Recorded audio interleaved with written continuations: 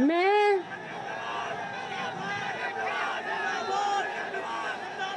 Peoples party को उनके यौम तासीस पे मुबारकबाद पेश करती हूं और मैं अपनी छोटी बहन आसिफा भुट्टो जरदारी को आज उनका खैर मकदम करती हूं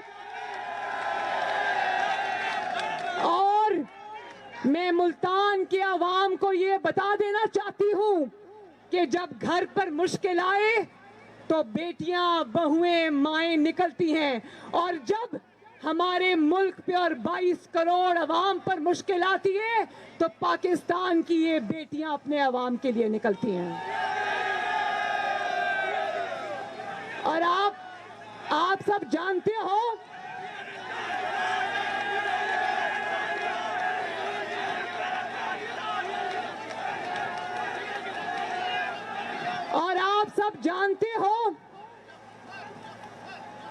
आप जानते हो ना कि नवाज शरीफ पर आज फिर नवाज शरीफ पर मुश्किल वक्त है। शरीफ फैमिली के ऊपर एक और क़यामत टूटी है। मुझ पर, शहबाज शरीफ पर, नवाज शरीफ पर मुश्किल वक्त है। नवाज शरीफ की माँ अल्लाह ताला को प्यारी हो गई और नवाज शरीफ साहब ने मुझे टेलीफोन पे कहा कि अपने दुखों को घर छोड़कर जाना, क्योंकि हमारे दुख, अवाम के जो दुख है, पाकिस्तान के 22 करोड़ अवाम के जो दुख है, हम उसके लिए निकले। हमारा दुख छोटा है, उनके दुख बहुत बड़े हैं।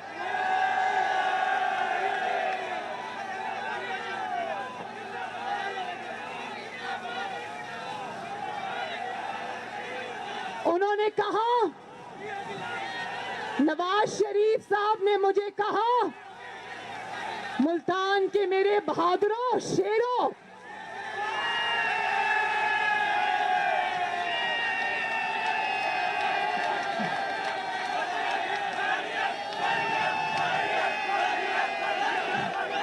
नवाज शरीफ साहब ने मुझे कहा कि मुल्तान के अवाम के पास जाना मगर अपने दुखों का जिक्र मत करना। और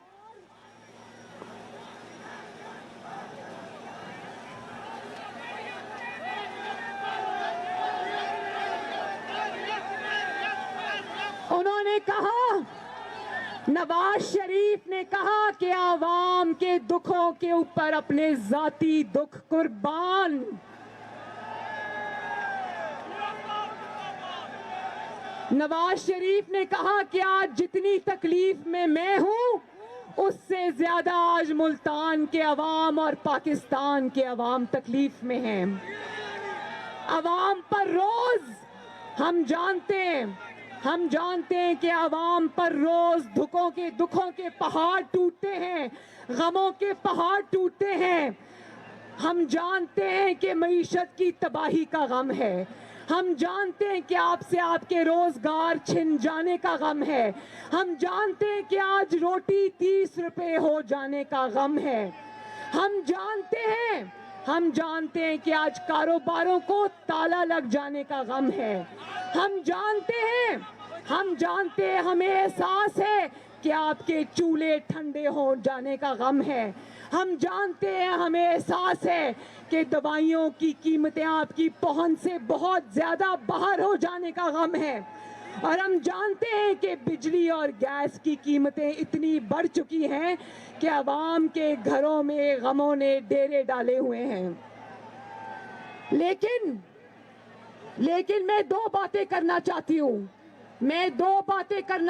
हूँ और मैं अल्लाह की कसम खाकर कहती हूँ कि उन दो बातों का मेरे जाती गमों से कोई ताल्लुक नहीं है। दो बातें करना चाहती हूँ। कहते हैं ना मुल्तान वालों, आप इज्जत वाले लोग हो, आप गैरत वाले लोग हो। ये कहते हैं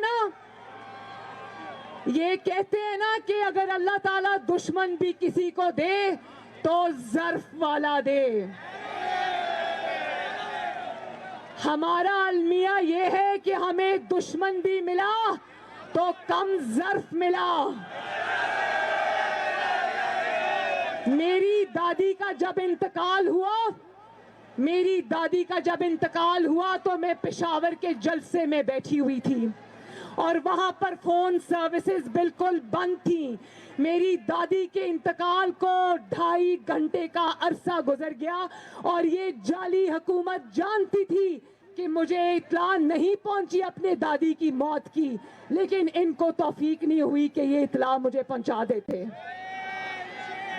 मेरे वालिद, मेरे भाई बहन लंदन से और मेरे बच्चे लाहौर से मुझे पागलों की तरह फोन करते रहे, लेकिन क्योंकि फोन सर्विसेज बंद थी वो इत्तला मुझ तक नहीं पहुंच सकी। और फिर दिमागों में ये ना अहल नहीं है, सिर्फ ना अहल नहीं है, इनके दिमागों में जो गलाजत भरी है।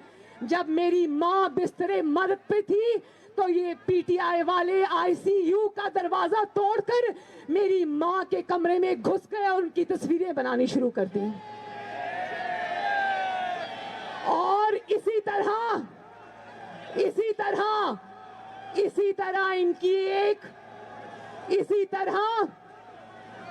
तरह इनकी एक खातून वजीर जिसने एक बात की, उसने कहा कि अपनी माँ की लाश जो है वो पार्सल कर दी पाकिस्तान में।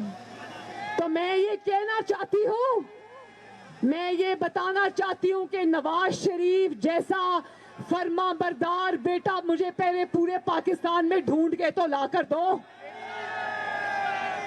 आप लोग जानते हो, मुल्तान वालों में आपको एक दिल की बात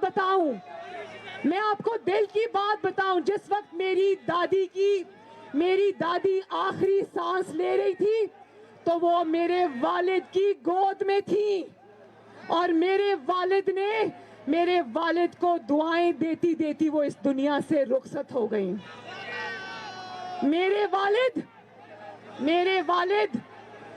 मेरे वालिद वहां लंदन में काउंटी क्रिकेट नहीं खेल रहे थे जो मरती हुई मां के पास ना आते। और दूसरी बात जो मैं करना चाहती हूं वो ये है कि जुल्फिकार अली भुट्टो फांसी चढ़ जाता है और उसकी फांसी के बाद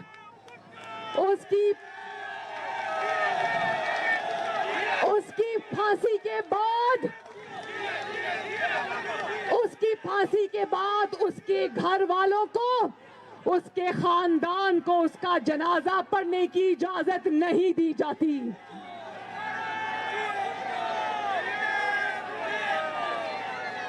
और उनको जल्दी जल्दी दफनाने की जाती है।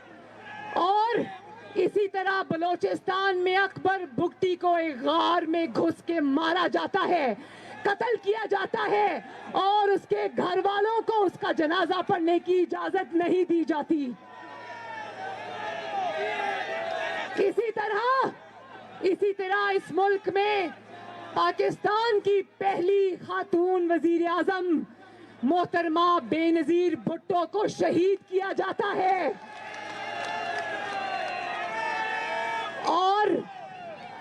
और उनके कातिलों को मुल्क से बाहर फरार करा दिया जाता है। और एक और मुल्क का मुंतखब वजीर आजम, मैं इस बात की, मुल्तान के भाइयों, मैं इस बात की गवाह हूं कि जब जिला वतनी के दौर में मेरे दादा का इंतकाल हुआ तो वहां से मेरे वालिद को यहां पाकिस्तान आके जनाजा पढ़ने की इजाजत नहीं दी गई। मेरे वालिद को अपने वालिद की, जिसका वो बहुत ताबेदार बेटा था, उसको लहद में उतारने की इजाजत नहीं दी गई। जब मेरी माँ वहां पर जान दे रही थी तो उसका 50 साला रफीक यहाँ पर जेल काट रहा था। और आज जब वो बीमार है, उसकी माँ का इंतकाल हो गया है, तो आज भी वो अपनी माँ को लहद में उतारने पाकिस्तान नहीं आ सका। तो क्या ये अपने जाती दुखों की बात नहीं है? बात ये है कि हमेशा ये सलूक अवाम के मुंतखब नुमाइंदों के साथ क्यों किया जाता है? मुझे जवाब दो मुल्तान वालों, हमेशा आपके मुंतखब नुमाइंदों के साथ ये सलूक क्यों किया जाता है? और दूसरी तरफ 10-10, 20-20 साल बंदूकों के जोर पे हुकूमतें की जाती हैं, आइन को तोड़ा जाता है, पाकिस्तान के अवाम के ऊपर मजालिम ढाए जाते हैं। लेकिन क्या मुझे बताओ, क्या मुशर्रफ को एक दिन भी जेल में रख सका कोई? मुल्तान वालों हाथ उठा के बताओ, क्या कोई भी किसी ने देखा कि मुशर्रफ को एक दिन भी जेल हुई हो? ना सिर्फ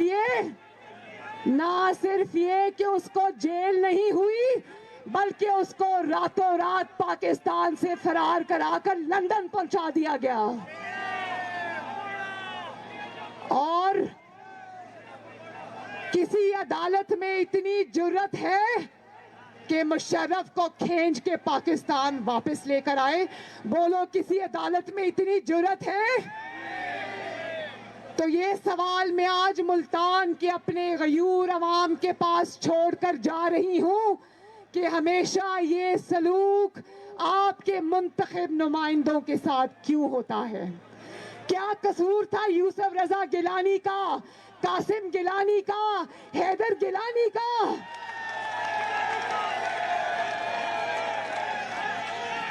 और मूसा गिलानी का? क्यों? क्योंकि वो हमारी आपसे मुलाकात का बंदोबस्त कर रहे थे। उनको एक मुज़हिका खेज इल्जाम 50 रुपए के ताला तोड़ने के इल्जाम में उनको जेल भिजवा दिया। अब्दुल कादिर जिलानी, मूसा गिलानी और मैं अपने इनके चारों बेटों को सलाम पेश करती हूं कि उन्होंने जुल्म बर्दाश्त कर लिया, लेकिन वो झुके नहीं।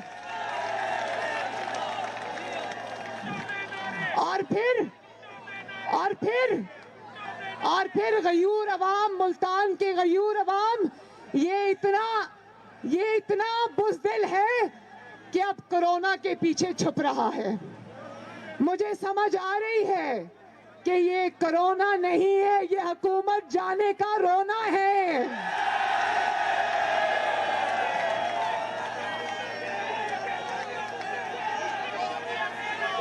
भाई जरा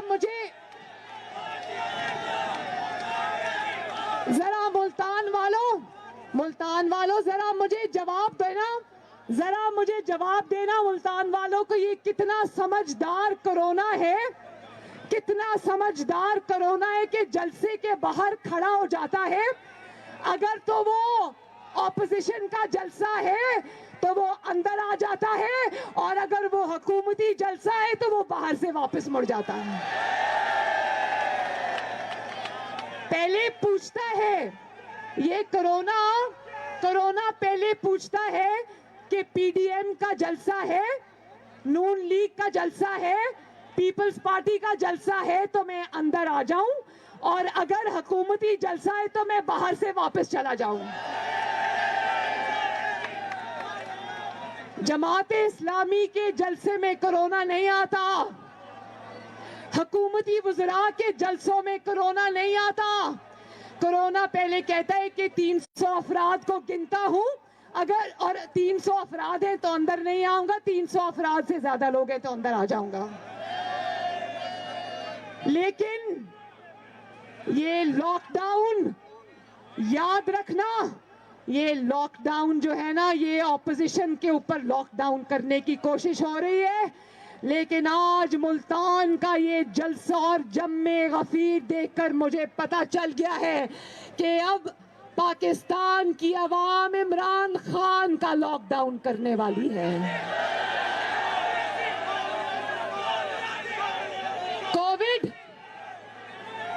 कोविड 18 से पहले, ठहर जाओ, कोविड 19 से पहले कोविड 18 को घर भेजना बहुत जरूरी है। कोविड-18 जिसका नाम इमरान खान है, वो कोविड-18 जब घर चला जाएगा तो कोविड-19 भी घर चला जाएगा इंशाल्लाह। और एक बात, एक सेकेंड,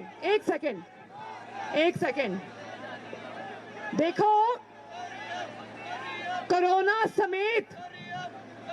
समेत पाकिस्तान को लगने वाले वायरस, महंगाई का वायरस, बेरोजगारी का वायरस, लाकानूनियत का वायरस, ना लायकी का वायरस, ना अहली का वायरस के इलाज के लिए जरूरी है कि इस मुहलक और खतरनाक तरीन वायरस का इलाज किया जाए। और जो इस वक्त 22 करोड़ अवाम के ऊपर मुसल्लत है, जरा कोरोना वायरस के पीछे छुपने वालों जवाब दो, मुल्क की मईशत को कौन सा वायरस लगा है? मुल्क की तरक्की को कौन सा वायरस लगा है? अवाम के रोजगार को कौन सा वायरस लगा है? निजाम अदल को कौन सा वायरस लगा है? गंदम की चोरी को कौन सा वायरस लगा है? चीनी की चोरी को कौन सा वायरस लगा है? महंगाई को कौन सा वायरस लगा है? मैं जानती हूं मुल्तान वालों के उस वायरस का नाम मुल्तान की आवाम जानती है। जरा बताओ, जरा एक मिनट, एक आवाज में मुझे बताना कि मुल्क को जो वायरस लग गया है उसका नाम क्या है? आवाज नहीं आई, फिर से बताएं।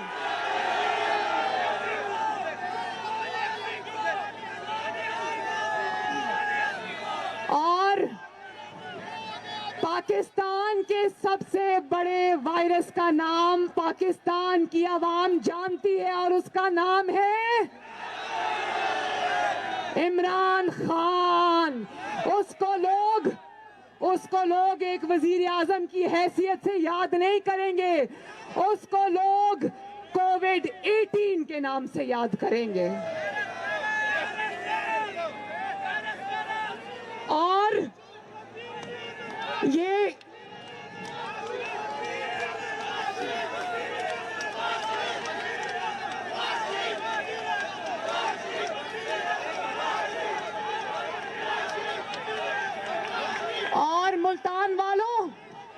मुल्तान वालों मुझे एक और जवाब चाहिए। मुल्तान वालों मुझे एक और जवाब चाहिए, और वो जवाब दो मुझे। ये वही है ना, ये इमरान खान वही है ना जिसने आपसे जनूबी पंजाब का वादा किया था? क्या वो वादा पूरा हुआ? क्या वो वादा पूरा हुआ? क्या जनूबी पंजाब का वादा पूरा हुआ? वो जो पहाड़ी के ऊपर लोग बैठे, मुझे बताएं, क्या जनूबी पंजाब का वादा पूरा हुआ? अब जो मेरी लेफ्ट हैंड साइड पे, वो बताएं, क्या जनूबी पंजाब का वादा पूरा हुआ? तो मैं आपको ये बताना चाहती हूं कि आज 2.5 साल के बाद अवाम ये जान चुकी है कि तुम्हारे हर वादे की तरह तुम्हारा जनूबी पंजाब सूबा बनाने का वादा भी एक फ्रॉड था। तुम्हारा जनूबी पंजाब बनाने का वादा भी एक फरेब था। तुम्हारे हर वादे की तरह तुम्हारा जनूबी पंजाब बनाने का वादा भी एक झूठ था। भाई, जब इलेक्शन होने वाले थे,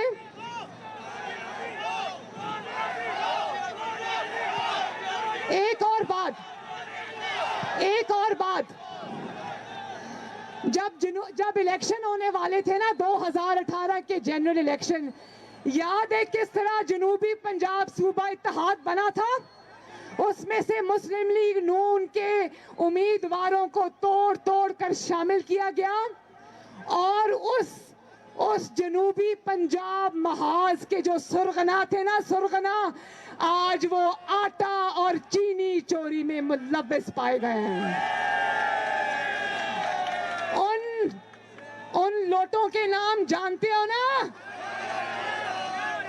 तो वादा करो, अपनी बहन मरियम नवाज शरीफ से वादा करो कि आइंदा लोटों के झांसे में नहीं आओगे, आइंदा झूठे लोगों के झांसे में नहीं आओगे, ये झूठे वादों पे एतबार नहीं करोगे, इंशाल्लाह इंशाल्लाह। अच्छा, जरा ये भी बताना, चीज़ जिस पे मैं खड़ी हो जाऊं, कुछ भी नहीं है ना। अच्छा, एक बात और बताना, आपकी मुल्तान की रैपिड बस कैसी चल रही है? आपकी जो नवाज शरीफ और शहबाज शरीफ ने मेट्रो बस बनाई थी, कैसी चल रही है? अच्छी चल रही है ना? धक्का तो नहीं लगाना पड़ता ना? भाई, पेशावर के अवाम के साथ मुझे हमदर्दी है। पहले कहता था मेट्रो बस कभी नहीं बनाऊंगा, जंगला बस कहता था, फिर पूरी अवाम ने देखा कि ना सिर्फ उसने थूक कर चाटा, मेट्रो बस बनी। भाई, वो बस चल कम रही है, जल ज्यादा रही है। और 10 रुपए की टिकट का वादा करने वाला 250 रुपए की टिकट दे रहा है और लोगों को कहता है कि उतरो और पेशावर की मेट्रो बस को धक्के लगाओ। मुझे तो रोज ये डर लगा रहता है कि खुदा न खास्ता पेशावर में कोई हादसा ना हो जाए। मैं रोज दुआ करती हूँ कि पेशावर के अवाम को अल्लाह ताला पीटीआई की हुकूमत से महफूज रखे, लेकिन यही दुआ मुल्तान वालों में आपके लिए भी करती हूँ, और यही दुआ मैं पूरे पाकिस्तान की 22 करोड़ अवाम के लिए भी करती हूँ, क्योंकि वही अनाड़ी पाकिस्तान की ड्राइविंग सीट पर बैठा है। वही अनाड़ी और नालायक और नाअहल पाकिस्तान की बस चला रहा है। और सब सिलेक्टर्स, सब तो नहीं, दो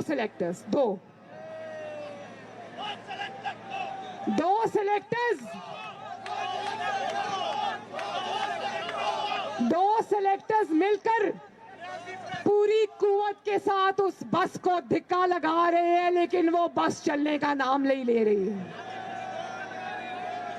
और फिर एक और बात, जो मीडिया पे जिसका बड़ा प्रचार किया जाता था,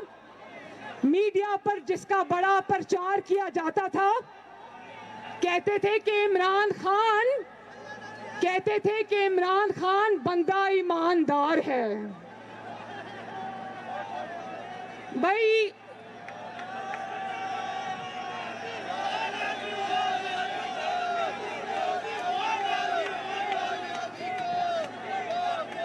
नियाजी सर्विसेज बनाई टैक्स बचाने के लिए, लेकिन बंदा ईमानदार है। और अलीमा बाजी ने सिलाई मशीन से अरबों रुपए कमा लिए, लेकिन बंदा ईमानदार है। बनी गाला का महल बन गया, कभी कहता है बीवी ने दिया, कभी कहता है कर्ज लिया, कभी कहता है मैंने अपना फ्लैट बेचा। बनी गाला का महल बन गया, लेकिन बंदा ईमानदार है। फॉरेन फंडिंग केस के अंदर, मैं फॉरेन फंडिंग केस पे भी आती हूं अभी। फॉरेन फंडिंग केस के अंदर 6 साल से भागा हुआ है, 6 साल से मफरूर है, लेकिन बंदा ईमानदार है। अरबों और खरबों रुपए के गैर मुल्की फंडिंग के सबूत मौजूद हैं, लेकिन बंदा ईमानदार है। स्टेट बैंक ने 23 खुफिया अकाउंट्स पकड़ लिए, लेकिन बंदा ईमानदार है। बशीर मेमन ने गवाही दी, लेकिन बंदा ईमानदार है। एफआईए के अफसर साजिद बाजवा ने गवाही दी, लेकिन बंदा ईमानदार है। आटा चोरी कर लिया, लेकिन बंदा ईमानदार है। आपकी चीनी चुरा ली, लेकिन बंदा ईमानदार है। मालम जब्बा स्कैंडल आ गया, लेकिन बंदा ईमानदार है। ऑडिटर जनरल ने कहा कि बिलियन ट्री सुनामी में अरबों रुपए आवाम की जेब से चले गए, लेकिन बंदा ईमानदार है। और एक और बात, आप लोग जानते हो कि इस हुकूमत के अपने फर्नेस ऑयल के प्लांट्स हैं। जानते हो कि इस हुकूमत के अपने फर्नेस ऑयल के प्लांट्स हैं और उन्होंने जानबूझकर एलएनजी की इंपोर्ट को देर की, उसमें ताखीर की, क्योंकि फर्नेस ऑयल के जो प्लांट्स हैं उसके जितने भी ओनर्स हैं वो इमरान खान के खर्चे चलाते हैं। लेकिन बंदा ईमानदार है। और अब उन फर्नेस ऑयल की वजह से, उन फर्नेस ऑयल प्लांट्स की वजह से और एलएनजी की ताखीर से, इंपोर्ट की वजह से आपको बहुत लंबे बिजली और गैस के बिल मिलेंगे, लेकिन बंदा ईमानदार है। सिलेक्टेड कठपुतली इमरान खान ने खुद ये इतराफ़े जुर्म किया कि गंदम इंपोर्ट करने में देर हो गई, जिसकी वजह से 200 अरब का डाका अवाम की जेबों पर पड़ा, लेकिन बंदा ईमानदार है। पाकिस्तान की तारीख में पहली मर्तबा ये हुआ कि गंदम की कटाई के दौरान आटा मार्केट से गायब हो गया, लेकिन बंदा ईमानदार है। क्योंकि आटा चीनी माफिया चोर ये खुद है और ये उसके घरों के खर्चे चलाते हैं, इसलिए बंदा ईमानदार है। और फिर कहता है कि मैं कारोबार नहीं करता। ओ भाई, कारोबार करने में मेहनत करनी पड़ती है। कारोबार इज्जत वाले लोग करते हैं जिनको कमा के खाना आता है। कारोबार घर बैठकर दोस्तों की लूट मार की कमाई करने वाले कारोबार नहीं किया करते। और जब आपके दाएं बाएं आगे पीछे एटीएम मशीन्स मौजूद हो तो कारोबार की जरूरत किसको पड़ी है भाई? जब सारी जिंदगी दूसरों की जेबों पर गुजारा किया हो तो कारोबार कर मेहनत करके कमाने की क्या जरूरत है? जब कोई बनी गाला का महल बना दे, जब कोई जमान पाक वाला घर बना दे, जब आटा चीनी चोरी से काम चल जाए तो फिर कारोबार करने की क्या जरूरत है भाई? और फिर कहता है कि इमरान खान ना खाता है ना खाने देता है। आसिम सलीम बाजवा का पिज्जा स्कैंडल सुना है कि नहीं सुना? आसिम सलीम बाजवा का पिज्जा स्कैंडल सुना है या नहीं सुना? एक आपकी जरा पिज्जा का नारा लगाओ।